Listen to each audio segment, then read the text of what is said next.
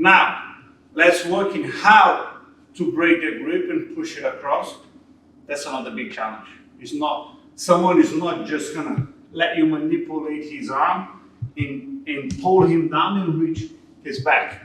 You have hands on your chest, you will hold them up. The moment they bring the arm across, they're gonna lean the elbow beside your hips to avoid the arm being pushed to the side. So,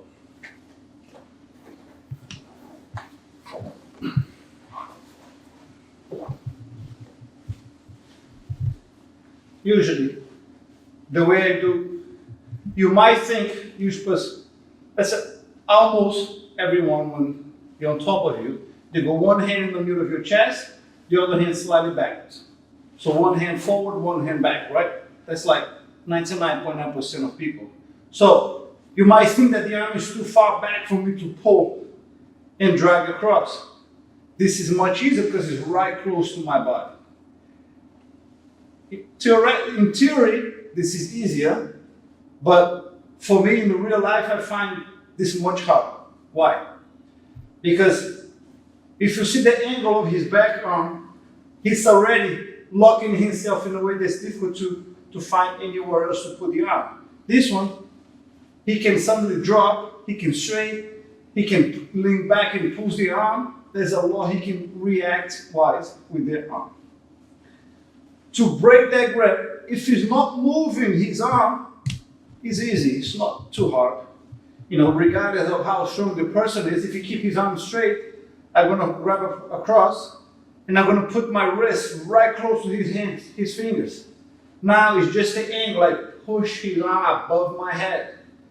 Mostly with my bottom arm. I push and then I can break. And straight away, look, I'm gonna throw the arm out of my way and I'm gonna bring both knees to my chest.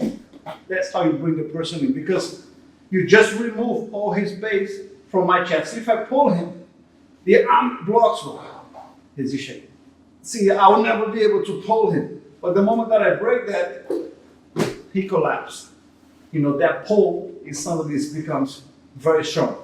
But what happened is, everyone with a little bit of experience, the moment that I do this, he knows I want to break the grip. There's no hiding. He doesn't know what I'm going to do here.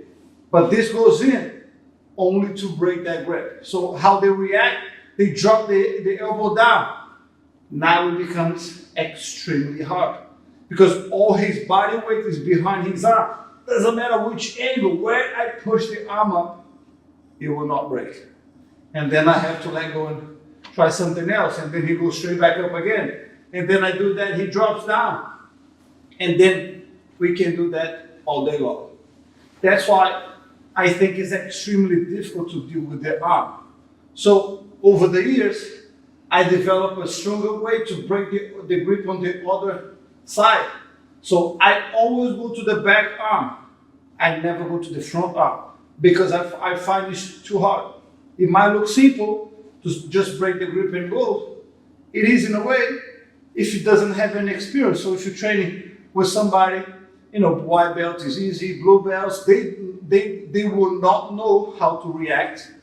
Then you get away by breaking the grip. Please do that with your friend, with your training partners, in the tournaments, whichever way you want. You can try with the arm.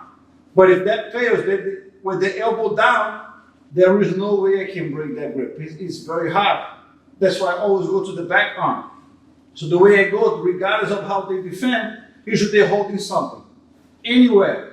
They grab the pants, the top, the belt, it doesn't matter. I go with my arm under. So wherever they're holding, I go under. And I'm grabbing the sleeve. So my hand look across. This hand is going to play a big part. When he's holding, I'm just holding you up so you guys can see. I'm going to create a tension, I'm going to stop pulling. But when I pull, nothing will happen because you'll be holding my knee, right? So I'm just going to create a tension. Now I'm going to go with the bottom part of my hand, right on the bottom. Fecha a mão. See where the knuckles are? I'm going to put on the end of the knuckles, not on top, on the side. Because when I'm start pushing, I'm going to start with this little finger to the big fingers. The moment that I break this grip, is a domino effect. I'm going to break all the grip, the whole grip. So he's holding, let's say he's holding the belt, doesn't matter. I'm gonna start pulling, and then my hand's gonna go on the end of his knuckle, and then I'm gonna push with both hands. The moment that I break his grip, my hand goes straight in the back of his arm, right under his armpit, because now I have 2 in 1. I have double his power. And his arm is fully across, right? He cannot beat both of my hands.